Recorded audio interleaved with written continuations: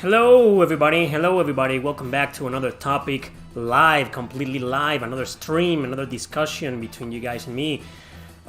Today I'll be discussing a topic that I've been wanting to discuss for a long time, and that is what makes for a great JRPG story. This is a video that I planned like 2 years ago, probably more, and I wanted to do it early 2020 because a lot of people were trying to figure out, what makes for a great JRPG story for me. What's a good plot?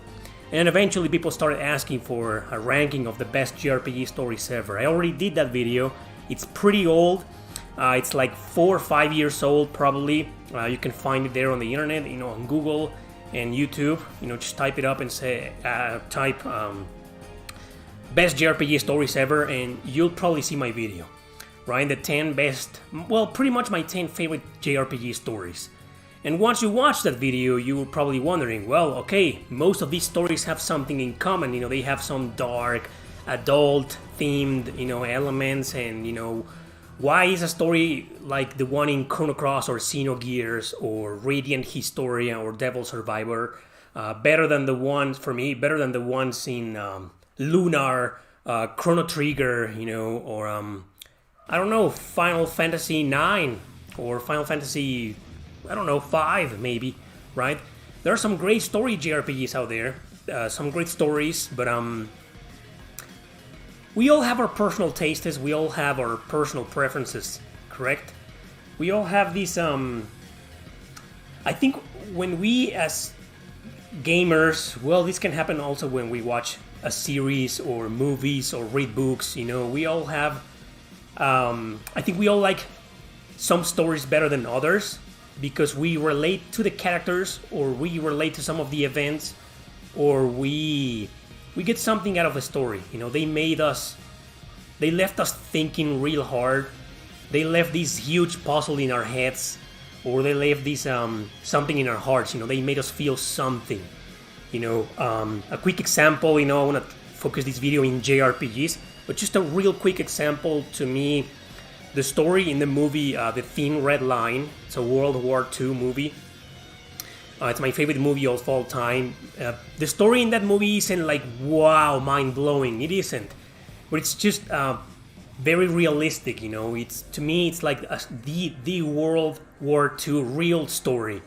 Not the heroes bullshit we see quite often in these types of movies, This is a movie about human beings, being soldiers, about what it means to be a soldier, a real human being, with fears and hopes, and with sadness, with, this. It's a very depressing movie, with it shows the real feelings of the human beings, in the middle of a battle, killing other human beings, right? So it makes me feel a lot. So I praise the story in The Thin Red Line because of that, not because it is objectively good, but because it made me feel like, I don't know, it transmitted a lot of feelings to me that maybe most other movies didn't. Hello guys, nice to see you there. So, what about JRPGs? What about, RPGs in general? I can't really judge a lot of RPGs in general. I haven't played that many. I've played a bunch of Western RPGs, indie RPGs, and they all have their great stories, right? But the genre that I play the most is Japanese role-playing games. So I've noticed a pattern that I agree with, and I'm pretty sure a lot of you agree with that. I've noticed a pattern when it comes to people judging the story. If the story is funny and charming, but funny and a little bit on the comedy side, you don't see anybody saying, "Oh, that's one of the best stories ever." No. But if the story is like in Final Fantasy Tactics, political, dark, adult, with a lot of philosophical themes, psychological stuff in there, like Xenogears, which is the thumbnail of this video, that's the type of story that tends to get praised in the West, outside of Japan, as one of the best stories, blah, blah, blah. The less cliches, the better. The less stereotypes, the better. The less predictability, the better, and that's what gets people, remove all of that or try to keep those to a minimum and you get a great story. That's just an opinion by most people. That's like the general consensus. And then we have the characters. You know, most JRPGs, not all of them, but the majority of them are character-driven games. You know, you get this simple plot that usually involves, you know, meeting. You start as one character, you know, meets other characters and so on. They all end up together for a common goal. And that common goal usually leads to fighting God, or fighting a very powerful ancient evil, or, I don't know, a very powerful evil emperor, something like that, right? So when you take a look at the stories, you know, you're pretty much judging the stories based on something really simple, right? It's like the story in, I don't know, take Tales of Legendia. Thank you very much, Dr. Keyblade. Thanks a bunch, man. Take the story, well, a lot of you haven't played Tales of Legendia, but let's just say most of the Tales games are like this, right? They have these, if you really pay attention to the story, most Tales, not all of them, but most Tales games have this really simple plot. Then you already know what's going to happen. But the highlight of these games are the characters. You know, the characters are what, you know, draws people to the games, to the plot. The character development is what draws the attention, is what makes people, you know, love these games. You know, it's pretty much what drives the plot. Take the character development in the Tales games, and they're pretty much bare bones, you know, they're very cliched. And some of the characters have a lot of stereotypes, you know. A lot of the Tales characters tend to be like, you got this character who is edgy, you know, and rude, and, you know, mysterious, blah blah blah, and then you got this other character who is upbeat, happy, wants to bring everybody together, you know, he's always making bad jokes and shit. And then you got this character who is really cute and shy and quiet, but incredibly intelligent. And, you know, the usual stereotypes, we see them in anime. It's not just JRPGs, we see them a lot in anime, and sometimes they're just over the top. So, have you guys ever seen a JRPG with a great story, but with characters like this? And do these types of stereotypes, do these types of, you know, over the top cliches ruin the story for you? Because sometimes it prevents us, you know, from really appreciating the plot or the lore. I'll tell you one great example, Art on Elico. The Art on Elico series, all 4 of them. Art on Elico 1, 2, and 3, and Art No Surge. Okay, these are games that, if you pay attention, if you leave the characters aside, the stereotypes, the fan service, and all that jazz aside, what are you gonna, you know, you're gonna start noticing how incredibly well done and written is the lore. You know, the universe, the worlds, you know, and you'll be like, wow, you know, it's impressive. Art on Elico, this is a series that has impressive story, a great story. It's just the characters and the stereotypes and the over-the-top fan service and the over-the-top, you know, bullshit. You know, it's not, you know, it's kind of not exactly ruining the story, but making you not pay attention to the great parts of the story. So the question is, what makes for a great JRPG story? Great characters, a great plot, or both? I think it's gotta be both. You know, you can't just have, you know, I've seen people praising the story in Art on Elico, but not too many. Usually when you think of great stories, you think of the big ones, you know, the Chrono games, Xenogears. Xenogears gets brought up pretty often. It's my favorite story. You know, I agree. Final Fantasy Tactics. Final Fantasy 12 without Vaughn. Hey, 12 has a phenomenal story. It's just Vaughn and Penelope, right? I wouldn't want to get into that. Let's choose another example. All right, Final Fantasy VII, despite being an overrated game, you know, has a phenomenal story for its time. It was a great story with great plot twists. You know, nobody was expecting those 2 famous plot twists, you know, with Ares and Cloud and Zack, you know, and Sephiroth. You know, Lufia 2 has a great story. Phantasy Star 4 has a great story. You know, Radiant Historia, Devil Survivor, a lot of Shin Megami Tensei games have this really solid story and great characters that are driving this story to be as good as what, you know, as they say. As good as people say it is. So, what makes for a great JRPG story, in my opinion, to me personally, it needs to have both.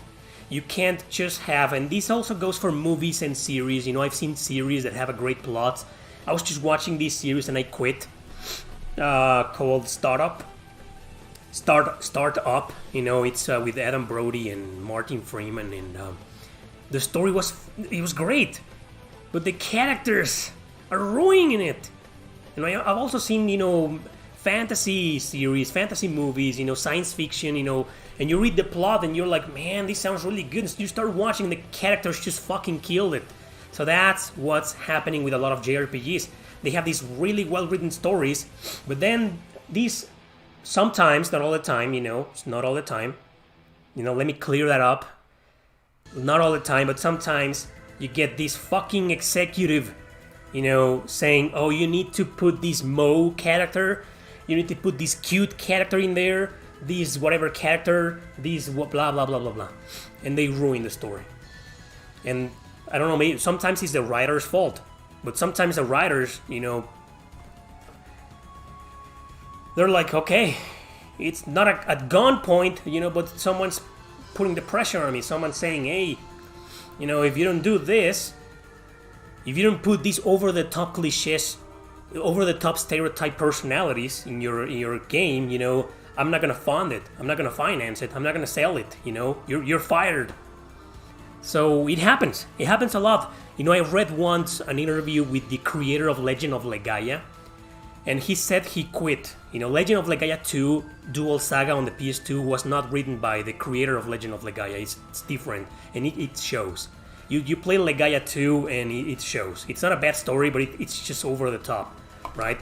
As opposed to the first one, which is pretty different. It feels great. Nothing is over the top, There's no,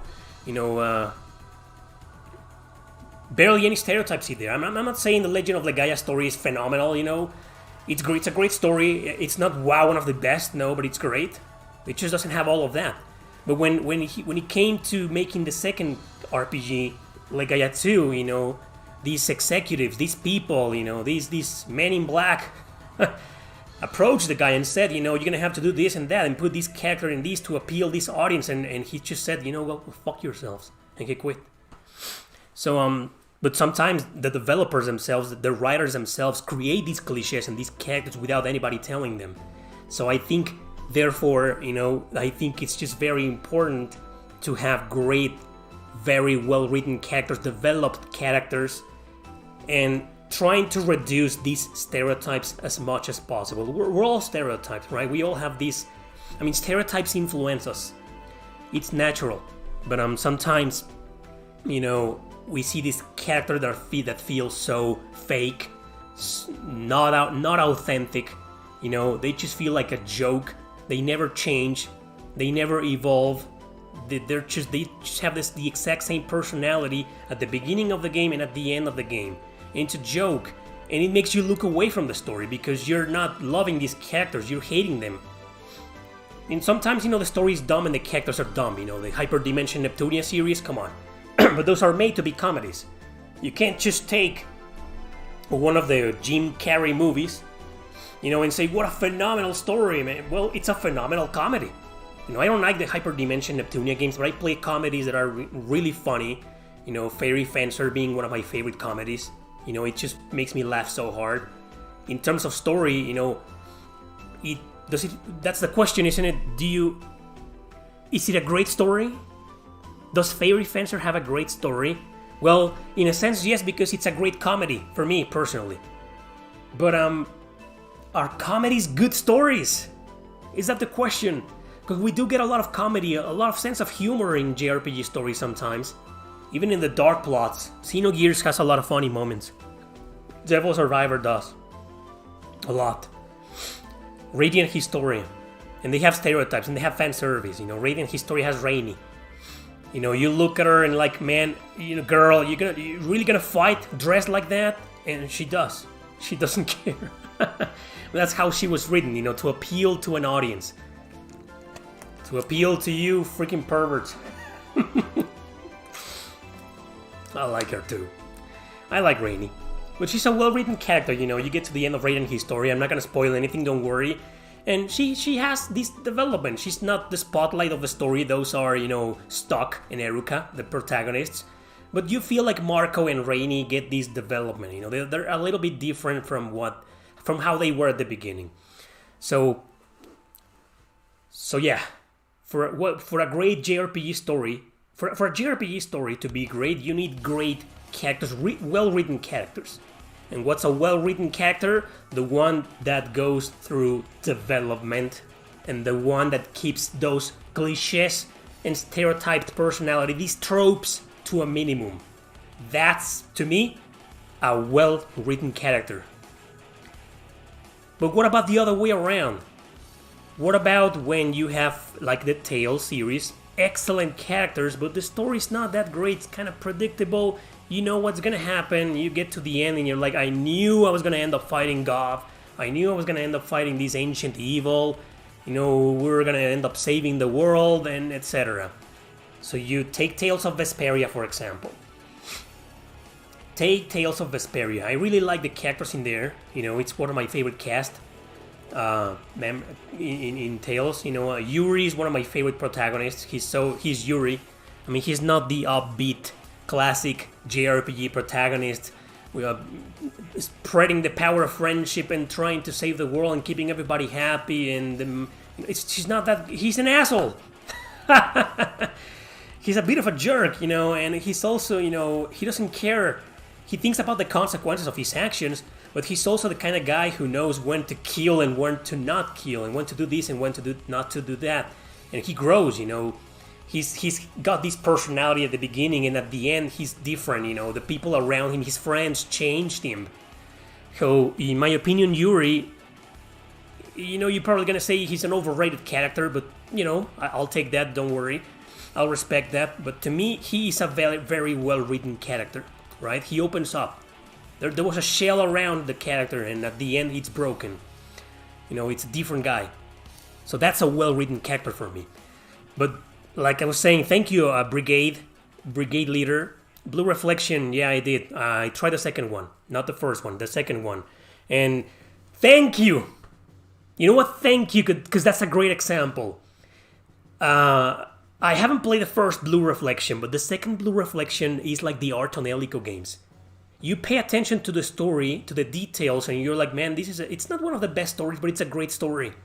These girls are trapped in this mysterious world, forced to confront their past, forced to confront their memories, their tragedies, and to, with the power of friendship, because they are not alone, to get over that, But, the girls, okay, they're easy on the eye. They're a little bit sexualized, especially if you use the DLC costumes. Well, let's forget about that. Well, they're girls, they're high school, middle school girls, they make a lot of jokes, they're kind of dumb, they're kind of silly, and it's hard most of the time to take them seriously. So, but right now we're talking about the other way around, what about the characters being awesome and the story being kind of meh? Does it still mean for you that that's a great story? When the characters are awesome but the story is kind of cliche. The party starts, meets up, you start with the guy in the village, the guy in the small, peaceful, remote village, and then that village gets destroyed or something, and that's the start of the journey with the character and his female or male childhood friend. They start on a journey and then go and meet other characters, one thing leads to another, and eventually they end up saving the world. And the journey, we're going to talk about the journey in a bit, but the journey, that leads to that end, it's not that interesting. It's like, man, they're probably going to fight this captain, this evil captain right now, and they do. And that captain runs away, and then several hours later, you fight that asshole again. You fight this captain, this recycled boss fight 3 times. It happens a lot, right? You know that. And then another part of a journey is that a lot of JRPGs have this medieval setting, but they have these steampunk elements or fantasy elements, and they start realizing technology, is kind of affecting everything, affecting people's lives and making them, it's the usual stuff. And then, with the help of this technology, ironically, they end up going to these different places all over the world, and then you get a boat or a ship, and you can go around the map and explore and shit. And then at the end, you need to fight this dark creature, dark ancient evil, and they end up fighting that evil or God, beating everything, and the two main characters end up together, end up confessing finally at long last the love for each other, Is that a good story to you? That was maybe a good story from the early 90s in JRPGs, but nowadays it's like, man, I've seen this a million times before. It's like Tales of Arise. Alright, I love Tales of Arise like a lot of you.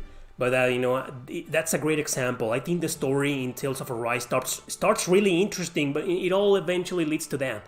You gotta fight this guy, this elemental dude, this other elemental dude, blah blah blah, and then all blah blah blah, and at the end, finally Shion and Alphen, the main characters, finally accept that they like each other and they have the hots for each other, and they fight this ancient evil. And come on, I mean, how is that good writing? How is that great? I'm not saying the story in Tales of Arise is bad. Usually the stories in Tales, are good written, decently written at least, to keep you entertained. They have a few plot twists here and there. Tales of Arise has a very badass plot twist. I'm not gonna reveal it to avoid spoilers, but it has this really solid thing that when it happens, you're like, man, okay, I wasn't expecting that. I suspected something, but I wasn't expecting that, and it's great, right? But in the end, it's like the same recycled plot. But the characters in Tales of Arise are way more interesting than the story. That's why I said at the beginning, the Tales games are known for being character-driven RPGs. And whenever you see me saying in some JRPG, in some top 10s, when I say, oh, this is a character-driven RPG, it's not necessarily always to say that the characters are great and the story isn't, but most of the time it is. It's the case, right? So that's I don't want to say a dilemma, but just listen to this. We take a story that's a little bit generic, but you have this great cast of characters. Okay, you get Alphen. Alphen goes through some really interesting development, right? And so does Shion. Shion, she's very edgy. She's a bitch. She's a fucking bitch. She has this bitch personality all the time. And near the end, she's another different person. So they get this development. So does Law. Law has an interesting development. He was very angry, the angry teenager, upbeat with bad jokes. And at the end, he grows over that, right? So at the end, you finish the game. This happens to me whenever I finish a Tales game or a Trails game. They have a lot of things in common. And you're like, man, you're satisfied. You're like, man, I love this. It's great. These characters, I'm satisfied and that's it. And then you several days later or weeks or months later, you think, man, the story wasn't that good, was it? But the characters were great. So there you go. So in conclusion, I think the first thing you need to pay attention to when judging a story, in my opinion, is precisely the characters. Why? Well, let's talk about the journey now. How many times have you heard that what matters the most is the journey, not the ending, not the goal? Has anybody ever heard that? A lot of people say that. The journey is what matters. And in JRPGs, sometimes, I think the spotlight in JRPGs is precisely that, the journey. Because sooner or later, you're gonna end up fighting God or an ancient evil, right? So it's nothing new. It's nothing special. It's the same. It's a cliche. But you still play these games and you still praise them, recommend them, and love them because of the journey. Yeah, so there's a lot of that's when we can include games like Grandia, for example. That's right. They don't have the best story, but the journey, the Trails series are the same. The Trails in the Sky, Trails of Cold Steel, they have these interesting plot twists. And the characters go through some interesting development, but most of them are heavily stereotyped, heavily cliched. There's a lot of fan service, 9 out of 10 female characters in the Trail series are sexualized a little bit. They look gorgeous, and you're like, man, aren't there any ugly girls in these games, you know. Well, there's one in Trails of Cold Steel, I think, and she's funny. But leaving that aside, you know, they don't have the best, like the super ultra written characters and plot. No, they have the ultra super really good, interesting written universes, lore. The world building in the Trail series is incredibly well written, but the characters in the story are a little bit, you know, they're cliche, right? But my point is that these characters, I mean, and I'm talking about long-ass games. The Trail series is known for being long as fuck, you know, right? And you get a lot of chit chat. We already discussed that 2 weeks ago. Have JRPGs have too much dialogue? We'll get to that in a bit too. But the journey all these characters go through, all these places, all these small or big twists, you know, all these, you know, emotional moments, and these tragedies, this dark stuff, you know, all these comedies, you get a lot of laughter and a lot of tears in there. So at the end, you're like, oh, I don't care if I ended up fighting God, you know. I love this game because, you know, I love the journey. But can the same be said about a movie or about a series or about a book? I think it's safe to say that in a JRPG because it's a video game, right? So you had fun. Remember those 2 videos that I did last year called I did one called Top 10 JRPGs with great story but bad gameplay, and I also did one with bad story and great gameplay. So it doesn't matter. Sometimes it doesn't really matter if the story is not that good or the characters are not that good either. But what about a game with badass gameplay? You know, the gameplay is, you know, wow, phenomenal, fantastic. And maybe that's what not maybe, I think that's what the journey entails. You know, you got this really interesting gameplay and really interesting world building, this exploration, these whatever open world games are probably like that, you know.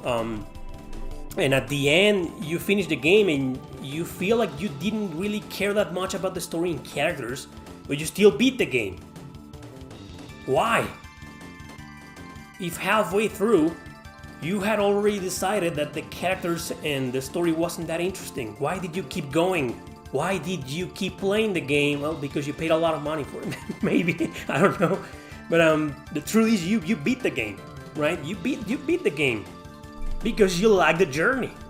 But the journey included all of that gameplay, that awesome gameplay. What about a book?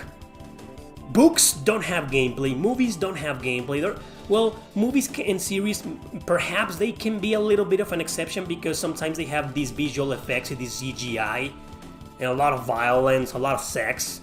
And you're like, I watched this movie, it sucked, but I still watched it until the end. I watched this series until the end. Man, why did I watch it? The characters sucked balls, the story was garbage, but I still finished it. Something kept you going, right? But in books, for example, if the characters and or the story sucks, why the hell will you finish it? You know, why? It's bad. If the story is bad in a book, that's it. The story is what makes the book. There's nothing else but your imagination. There's nothing else. No gameplay, no visual effects. No. It's just a story. And if the story is bad, the book is bad. But sometimes books can have this okay story, acceptable story or acceptable ending, very little plot twist. It's kind of predictable, but the journey is what matters. Which leads us once again to the initial question, you know, what makes for a great JRPG story?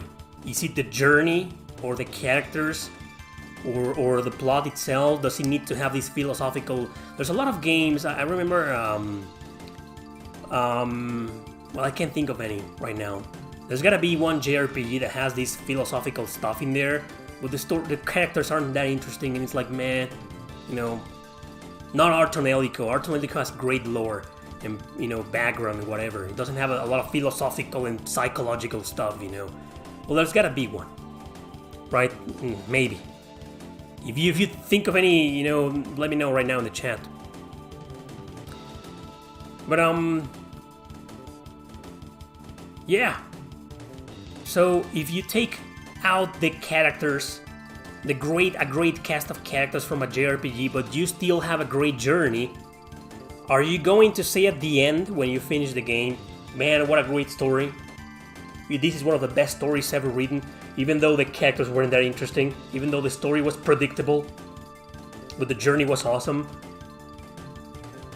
Grandia, the first Grandia,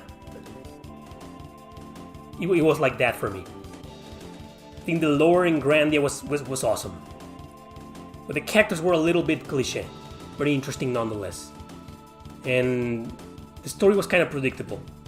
But the journey was awesome. You have this great adventure in Grandia, in the first Grandia. And then at the end, I remember I finished the game and I was like, I'm not impressed, but I felt like happy. Like, yeah, I beat Grandia, It's finally over. Justin made it and Fina and blah blah blah. This happened. Wow, finally. And it leaves you satisfied, with a smile on your face. Right? But you think about it, you analyze the story in Grandia and it's like any other JRPG story. There's barely anything original in it, right?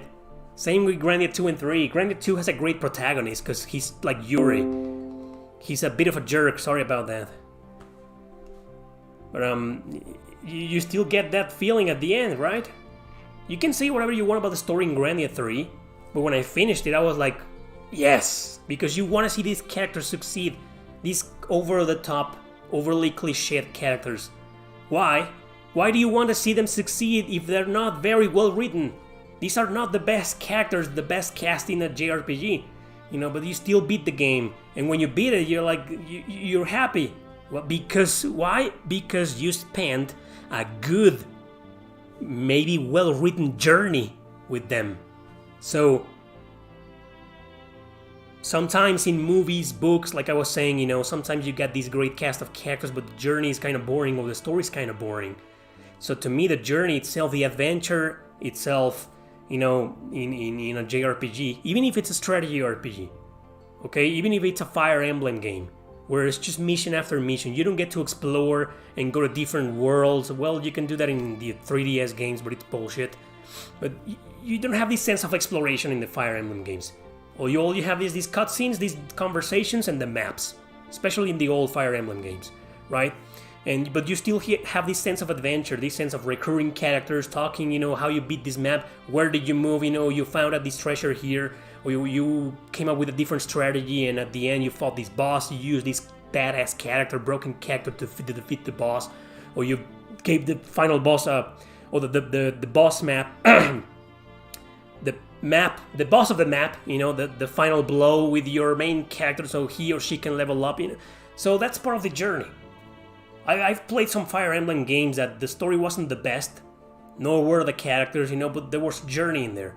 So I think in JRPGs, that journey, that adventure, it's very important, The story may be cliched and the characters, but if you spend a lot of time with them, if you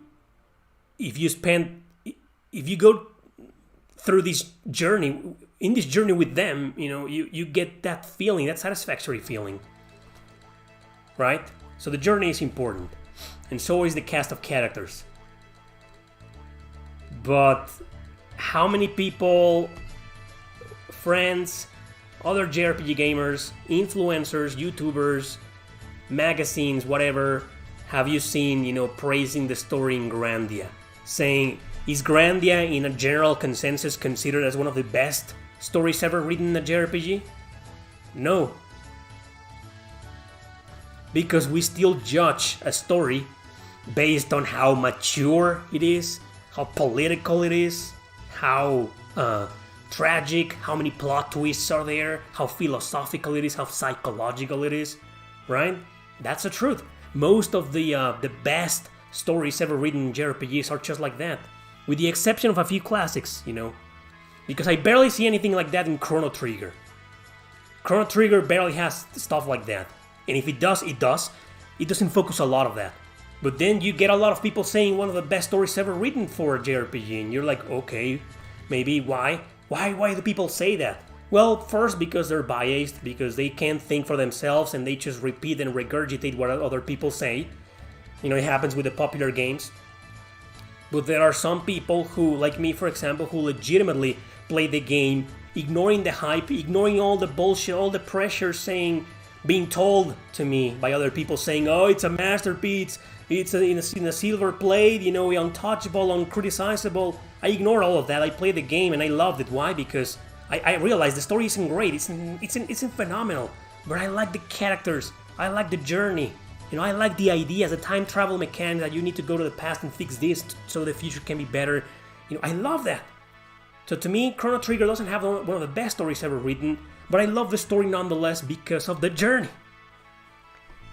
So, but go watch my top 10. The one that I did 4 years ago. Over 4 years ago, probably more. Chrono Trigger is not there. What do you got in that video? Radiant History. Why? Because it's a mature story. It's political. It has some philosophical shit in there, some dark things in there, some twists, some psychological stuff. Valkyrie Profiled 1 and 2 are there. Same reasons. They don't have a lot of philosophy, but they have this journey where the Valkyrie, well, the main characters, you know, start questioning, you know, everything that goes around them, and you feel for them. And they rebel against the system and whatever, you know. So it's political, it's psychological, you know, it's philosophical. You know, it's Freudian and Nietzschean, Nietzschean and Jungian, right? And then what other game is there? Chrono Cross, because it's depressing as fuck and it's so philosophical. There's Xenogears in there too. There's Devil Survivor in there because, you know, you got these people trapped in the city of Tokyo. And you got these people trapped in there, and you see them go through different perspectives, different circumstances. Everybody thinks different. Everybody thinks the solution is this and that. You know, you got these characters saying we should do this, and I'm willing to do whatever it takes to do this in order to get the people to safety. But this other character says, no, you're wrong. You know, if you do that, you're gonna get people killed, or you're gonna get these other people killed. You know, so that's what makes Devil Survivor a great story. You know, even though it has, you know, these annoying characters in there like Yuzu that are just there for the sake of being there. But the rest of the cast is pretty interesting, you know, it's like that. So, how much philosophy is there in Devil Survivor, you know? I think most of the philosophical stuff in Devil Survivor comes from the cousin. The protagonist, cousin, I forgot his name. Well, you let me know in the chat if you remember that guy's name. He's a pretty twisted character, you know, the cousin. Well, the point with that character is that all the philosophical stuff part, you know, is left for pretty much that character. You know, there's some philosophy in there, but, you know, but most of it, the story in Devil Survivor is psychological. You know, it's people trying to. That's why it's called Devil Survivor, because it's people trying to survive this devil stuff, these demons, right? So you got a game like Persona 3. I'm not sure if the Persona 3 story is in my top 10. I don't think so, but I think it's an excellent story. It has a lot of cliches, a lot of dumbass stereotypes and tropes, sure, you know, but it's very well written. It's genius, you know, but it's been done before. Characters, you know, with special powers form an organization to fight a secret underground, you know, demon, whatever, you know, it's been done a million times before. Where you get these really huge character development, these strong plot twists, a lot of psychological drama, you know, and that's why it's a great story. Naoya, thanks. Naoya from Devil Survivor. The cousin. Thanks. So yeah, there you go. When I made that top 10, I'd like to do another one soon, one day. I've played a lot of great stories in the past few years. Some definitely needed to be there in that video, so they weren't there because the games didn't exist. Nier is in there. The original Nier is in there. Why? Because it's psychological and philosophical as fuck. So, but that's my preference, right? If a great story for you is one with a journey is everything, or the cast, the characters are everything, even though the story is predictable, that's cool, you know, but I'm that guy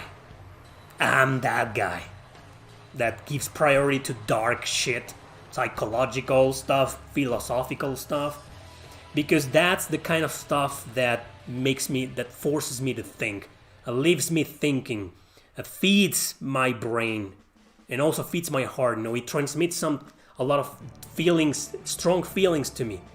But that's just me. I've seen people. I remember people saying, in that video, you didn't include. Where's this story? Where's the story of that game? The Legend of Dragoon. I remember somebody was saying, well, The Legend of Dragoon may have a great, phenomenal story, well written, but it didn't transmit those things to me. That's why when we go out and say this is a great story or this is a great JRPG, it's all based on our personal preferences. We're always gonna say, this is the best. This is the best because of what that game, that experience, that journey, that cast of characters, that story, made us feel. So, in conclusion, if a story can have, in a JRPG, can have that impact on you, then that's a great story there for you. For the next person, it might be the shittiest, most boring, ridiculously, atrociously bad, poorly written story. But for you, that story was great, right? You have your reasons. Because it just left an impression, a big impression on you. And that's what happened with my top 10. And that's been happening with other JRPGs out there. They're like, man, it left an impression on you. That is what makes for a great JRPG story, in my opinion. That's it. So I'm going to take a few minutes to answer some of your questions. This is not a Q&A, so let's do a short Q&A. If you want to ask anything, related to the topic of today or whatever, be my guest. This is the last. You have a few minutes to vote. If you're $1 Patreons, in my Patreon, you can vote for the Tales poll. What is this poll about? To decide which Tales game I'll cover in my next 10 Things You Didn't Know About video. If you're already a Patreon in there, no matter the amount, $1, $3, $5, whatever, you can vote right now. Even if you're $1 Patreon, $1 Patreon, you can vote right now. And if you're on a Patreon considering doing that, you get access to these polls. This monthly poll about the 10 things you didn't know about. This is a very interesting series, Favorite story for me, Katana. Favorite story, fantasy, sci-fi, or modern?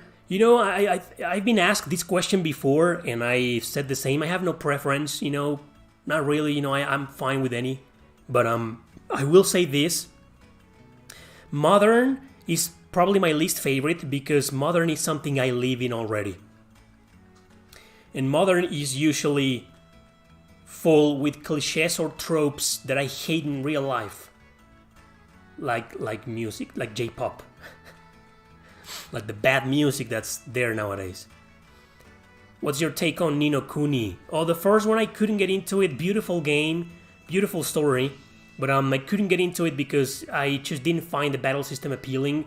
About capturing monsters and, having them fight for you. Cute little monsters. Now, the second one was better for me. I prefer the second game. That's just me. Have you played the Legend of the Hero series? Yeah, you're probably new to this channel. Yes, I have. What video game with great story that is not an RPG should have or will be interesting to have an RPG game? Oh, I've made videos on that, I would like to see an RPG based on the Castlevania series or the Blaze Blue games, for example. There's been some weird-ass attempts on the Guilty Gear series, but I want a true role-playing game based on Guilty Gear. I think the Guilty Gear, speaking about stories, has these really, like Blaze Blue, this really interesting story to them. But they focus a lot on the characters and the cliches and the girls and the, Doesn't ruin the story, but fighting games are not known for their stories. What makes a great combat system for a JRPG? Thanks for asking that. That might be my next topic. Today I want to address the story, and in the future I might make another topic live, approaching the battle system. I have a lot to say because, I don't have a very popular opinion when it comes to battle systems. That's why I think my videos about battle systems, they didn't do very well. But, I have a lot to say. It's gonna be interesting. I haven't beaten Monarch. Which comedy RPG will you recommend? I recommend Fairy Fencer. It's always the first one that comes to mind. Grandia, the first one, is also, it's not a comedy, but there's a lot of fun moments in there. It's bound to get a lot of laughs out of you. Radiata Stories is pretty damn fun as well. Do you play other games other than RPGs? Yes, and I have a second channel dedicated to that. To games that are not RPGs, to other genres. It's a second channel, look it up, it's called Erick Landon Gaming. Thoughts on Soul Hackers 2? I'm excited, I'm looking forward to Soul Hackers 2, but it looks kinda... I mean, the character design doesn't look like my cup of tea, so I'm keeping my expectations to a minimum when it comes to story and characters. The battle system looks great, it looks like Persona 5 or Shin Megami Tensei 5, so I'm good. How do you feel about the story in Final Fantasy VI? That's a great example for today's topic because Final Fantasy VI is, I think, has great story and great characters, but it doesn't have a lot of character development. Some things are left out of there. You know, there's this moment when, I'm not gonna spoil it, when a certain character reunites with another, you know, and the reunion is pathetic. It's like, hey, oh, you're fine, you're alive, oh, you too, good, let's keep going, and that's it, and you're like, what? So Final Fantasy VI, great story, just not one of the best for me. Precisely because of that moment. I was really looking forward to that moment, that reunion, and it sucked balls, in my opinion. What game would you like to see remade? A lot of them. I have a video called Top 10 JRPGs that need a remake. Have you tried Chinese mobile? No, I don't like mobile games at all. Have you tried Brigandine Legend of Orsina, the first one? Yes, I have.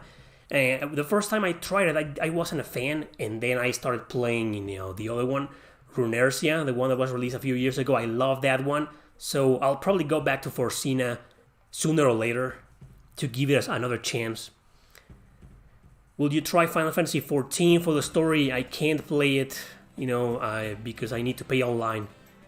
I need the online service, and I don't want to pay for it. I got Triangle Strategy. Oh, no, I haven't finished. I don't have Triangle Strategy. My first impressions review was based on the demos. You know, I don't have the game. Square Enix didn't give the code to me. They gave me the middle finger, and I probably won't buy or play Triangle Strategy until the price drops. Speaking of JRPGs, what? Are there any upcoming games you're looking forward to? I'm looking forward to Zero no Kiseki, looking forward to Soul Hackers 2, looking forward to Eiyuden Chronicle Rising. I'm really looking forward to that one. Now that they've released, you know, a gameplay trailer, you know, a long gameplay trailer, I watched it and I'm like, man, this looks fucking awesome. Really looking forward to that. I'm hyped for that game. Have you tried another Eden? Nope, I don't play mobile games. My favorite RPG story is Star Ocean 2. Well, it's a good story, you know, it's a good story. It has one of the best stories in the Star Ocean series. You know, this world, the huge differences between the mentality of somebody from Earth and other characters from another planet, you know, that was pretty well implemented in the game. And then near the end, you know, all no spoilers, you know, but that was badass as well. Star Ocean games usually have a well-written story with interesting plot twists. The characters are great too. I have not beaten Monarch. I already told you that. Oh yeah, I'm hyped. A Relayer, I kept playing. The demo is quite long, you know. I haven't beaten the demo, but I kept playing it after yesterday, and it's long. I'm 3.5 hours in, and the demo is not over. Thoughts on Chrono Cross Remaster? I'm excited, you know. I'm definitely gonna play it. Probably day one. I'll probably stream it, maybe.